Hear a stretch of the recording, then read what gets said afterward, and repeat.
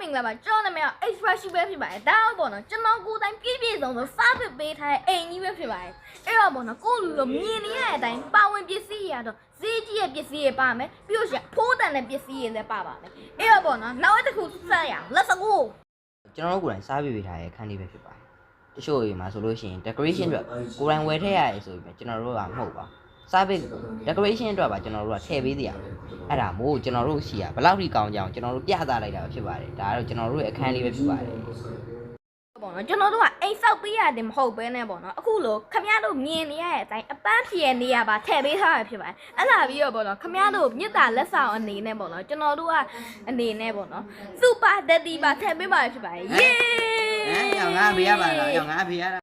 ဒါတော့ပေါ့နော်ခမရတို့မြင်နေရတဲ့တောသားစောင့်နေတဲ့အိမ်ပဲဖြစ်ပါတယ်ဒီမှာကလပ်စစ်အရန်ဆန်လုံးနဲ့တဲတွေတုံးနေတာလေဒီရပေါ်မှာရှိတဲ့စကားနတ်စကားတွေထွက်ခမရတို့တိတ်တာကြည့်ကြည့်လို့ရှင်ဒီကပေါ်သားပို့ဖြစ်တယ်ဗျာကြည့်လိုက်လုံးဝဘာမှမဟုတ်တဲ့အရာတွေနဲ့ဆောက်အေးအမေအဲ့ဒါကြောင့်မို့အင်းစောက်မယ်ဆိုလို့ရှိရင်ကျွန်တော်တို့ရဲ့ super daddy စားပဲရှိကိုရှင်းရှင်းလာအပ်လိုက်ပါ